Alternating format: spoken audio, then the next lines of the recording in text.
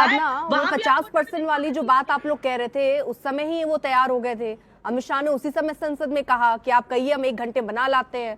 फिर आप लोगों ने क्यों उस समय इनकार कर दिया? और अभी अगर ये 50% के साथ ही आते हैं, तब भी कांग्रेस का यही स्टैंड रहेगा। अरे महिला आरक्षण कोई विधेयक थोड़ी ना आया था, ये तो आप भी जानती हैं। 131वां संविधान संशोधन विधेयक, ये परिसीमन बिल लेकर आए थे और हमने तो तब भी कहा था, हम तो तब से चिल्ला चिल्ला के कह रहे हैं, अब भी कह रहे हैं, आज कर दीजिए, आज कर दीजिए ना। मैं परिसीमन पे पूछ रही हूँ, परिसीमन पे 50% आप अधिकार और हक की बात कह रही थी ना, तो 50% उन्होंने कहा मैं अभी कर दे रहा हूँ, 1 घंटे के अंदर कर दूंगा। फिर कांग्रेस पार्टी क्यों बदल गई? तो परेशानी है सरकार की, 1 घंटे में अपने मन मुताबिक सब कर देंगे। संविधान इस देश में चलेगा, अपने मन से नहीं कर रहे थे, वो कुछ लेकर आए, आपको पसंद नहीं आया, उन्होंने विपक्ष की सुनी और कहा ठीक है आप 50% का प्रस्ताव रख रहे हैं, मैं वो कर देता हूँ। हमें पसंद ये नहीं आया। हमने कहा जनगणना पहले पूर्णता होने दीजिए, जनगणना कराइए, जातिगत जनगणना। पहले ये भाजपा सरकार ने कोर्ट में एफिडेविट दिया, कहा हम नहीं करा सकते। राहुल गांधी जी गांव गांव गली गली उतरे तो इन्हें करवाना। मतलब आप ये कह रहे हैं अगर जनगणना हो जाता है उसके बाद परिसीमन हो जाए और उसके बाद इसी 50% के हिसाब से कांग्रेस पार्टी मान जाएगी?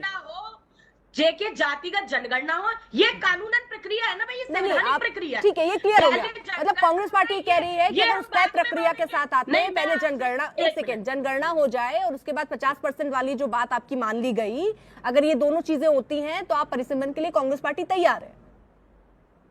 अरे संवैधानिक रूप से जो होगा परिसीमन, ये किस तरह करेंगे, क्या करेंगे, वो आगे की बात है। लेकिन हम अभी कह रहे हैं, मतलब आप अभी भी तैयार नहीं जनगणना के बाद अभी आप परिसीमन कैसे कर देंगे, ये बताइए। मैंने स्थिति रखी कि अगर आप ये कह रही है जनगणना हो जाए नियम के हिसाब से, स्थिति जब होगी, ये देखिए यहाँ कोई, ठीक है, मतलब आप तब भी नहीं मानेंगे, फिर कुछ और नई चीज आ जाएगी। सिद्धार्थ जी नहीं बैठे, ठीक है, जब वो स्थिति होगी तब ठीक है, ठीक है, ठीक है मैम। सिद्धार्थ जी वो कह रही प्रक्रिया के तहत लाइए, सब कुछ बीजेपी के हिसाब से थोड़ी तय होगा।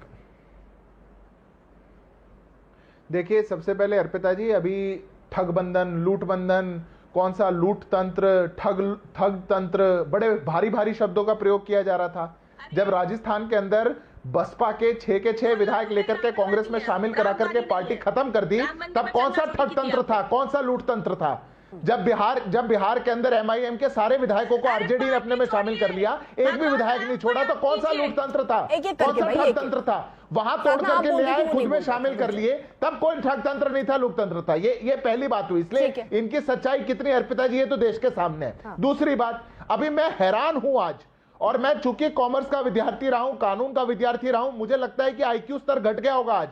अगर 50% सबका, हर स्टेट का बढ़ रहा है, तो कैसे कोई असमानता हो सकती है?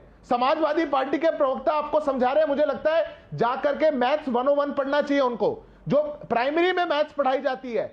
आज अगर 80 सीटें हैं, 80 से बढ़कर के 120 हो जाएंगी। नंबर तो एक बात है, पर दक्षिण भारत का 24% सीटें आगे भी 24% क्या पढ़ लेंगे? कोई बात नहीं, अभी तो एक एक करके सबकी आवाज कम रखिए, सबकी आवाज कम रखिए। केवल सिद्धार्थ, क्योंकि एक एक सब लोग अपनी अपनी बारी में बोल रहे हैं। देखिए, आप लोग बोल रहे थे, सिद्धार्थ नहीं बोल रहे थे। अर्पिता जी, अर्पिता जी, दक्षिण भारत की आज 24% सीटें हमारी लोकसभा में हैं। अगर 50%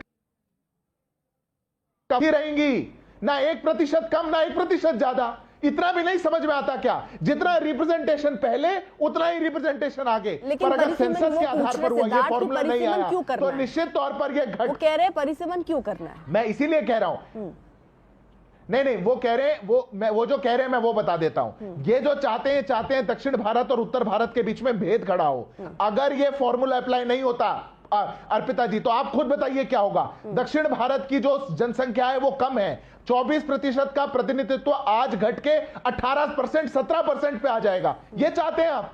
क्या डीएमके ये चाहती है? क्या कांग्रेस पार्टी ये चाहती है? क्या कम्युनिस्ट ये चाहते हैं? मुझे समझ नहीं आता कि देश में अपनी राजनीति चमकाने के लिए आप राष्ट्र विरोध को कितना आगे तक लेकर के जाएंगे। हमने साफ कहा, एक चीज मैंडेट होनी है। अर्पिता जी, मैं आपको कानूनन बता देता हूं, अगर परिसीमन होना है, यह संवैधानिक प्रावधान है कि होना है, और अगर जनसंख्या को 2011 का अनुपात मान करके भी परिसीमन किया जा सकता है, 2026 का कट ऑफ है। जनगणना करा लीजिए, 11 का आधार क्यों मानना है? साधना जी का सवाल मैं ले लेती हूँ। हाँ, क्यों मानेंगे 2011 की आप जनगणना? भाई अर्पिता जी, अर्पिता जी, ठीक है, जवाब ले रही हूँ। साधना जी, आप ही के सवाल को मैंने रखा। ठीक है, नहीं, आप आप यही बताइए जवाब ना। दे रहा हूँ, सुन साधना लीजिए। जी, आवाज कम कीजिए, आवाज कम रखिए। सिद्धार्थ को सुन पाएंगे ना, नहीं चीखा चिल्ली में निकल होता है, जाएगा। खोल के भी पढ़ना पड़ता है। ठीक है, बताइए सिद्धार्थ।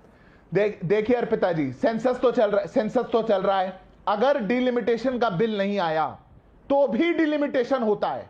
डिलिमिटेशन का बिल नए फॉर्मूले के लिए है। अगर संविधान में 2026 की कट ऑफ है, सेंसस ऑलरेडी चल रहा है, डिलिमिटेशन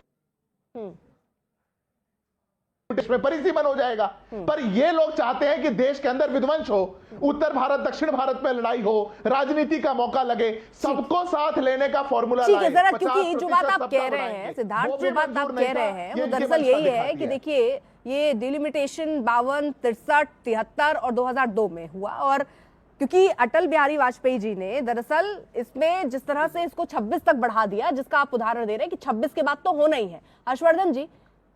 हर्षवर्धन जी, जरा ये बताइए कि भाई इसमें समस्या कहाँ ये समझ नहीं आ रहा। मतलब परिसीमन क्योंकि एक चीज ये भी कही जा रही है कि ये नॉर्थ वर्सेस साउथ की लड़ाई करा दी जाएगी, ये बीजेपी अजय होने के लिए, अमृत पाने के लिए इस तरह से कुछ करा रही है। कोई ऐसा खेल भी लग रहा है क्या? देखिए अर्पिता, सबसे पहले तो ये कि तथ्यों पर बात करें, बाकी तो भावनाएं उबल उबल कर आ रही हैं, वो सब देख रहे हैं। समाजवादी पार्टी सबसे बड़ी पार्टी है उत्तर प्रदेश में। लोकसभा में 37 सीटें समाजवादी पार्टी की और 6 सीटें कांग्रेस की है। भाजपा तो दूसरे नंबर की पार्टी है, 80 में से 33 ही हैं उसके पास। लेकिन उसके बावजूद जिस तरह से उत्तर प्रदेश के लोगों पर कांग्रेस और समाजवादी पार्टी अविश्वास जता रहे हैं, ये बड़ा चिंताजनक है। मतलब कांग्रेस को और समाजवादी पार्टी को लगता है कि यूपी की सीटें बढ़ रही तो भाजपा इसलिए बढ़ा रही क्योंकि उसको सत्ता चाहिए। मतलब आप ये कहेंगे कि उत्तर प्रदेश, मध्य प्रदेश, दिल्ली, राजस्थान, हरियाणा, ये सारे के सारे जो राज्य हैं, ये सब सिर्फ और सिर्फ अब एकाधिकार हो गया, मोनोपोली हो गई भारतीय जनता पार्टी। डेमोक्रेसी में यकीन नहीं रह गया विपक्ष का इतनी जल्दी, ये स्थिति आ गई। और इसीलिए मैं कह रहा हूं कि जो काम कितने दशक हो गए, 4-5 दशक हो गए ना अर्पिता जी, फ्रीज है तो फ्रीज ही रहेगा। इस देश के लोगों को उनका अधिकार नहीं मिलेगा। ठीक है, मैं जल्दी लोकतंत्र क्लोजिंग में रिमार्क सबसे ले लूं। प्रतिनिधित्व ठीक है, सबसे महत्वपूर्ण होता है, उसको नहीं करेंगे। ठीक है साधना जी, जल्दी से, फिर सबके पास जाना है, फिर मनोज जी आ रही हूँ, जल्दी। नहीं, अधिकार आज याद आ रहे हैं और आप कह रहे हैं हम भावनाओं में बह रहे हैं। आप ये खुद बताइए ना कि जो राम मंदिर में चंदा चोरी कर ले, देश में बच्चे आत्महत्या कर ले, उस पर चुप्पी साधे बैठे, वो एंटी डेमोक्रेटिक नहीं है आपके लिए। और आप कह रहे हैं कि अधिकार महिलाओं का। ठीक है मनोज काका, जल्दी 30 सेकंड।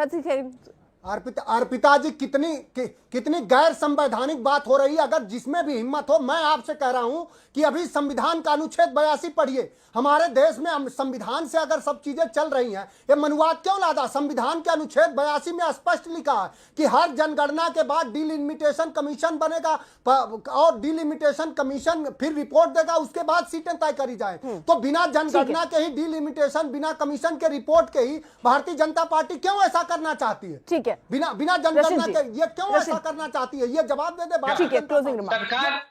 सरकार की मंशा बहुत साफ है। 2029 में वो ऐसे विधायक ला करके संविधान में ऐसी तब्दीली कर देगा कि विपक्ष के पास सत्ता में आने का 10% और 20% भी चांस नहीं रहेगा। हर्षवर्धन जी क्लोजिंग रिमार्क, फिर सिद्धार्थ जल्दी से।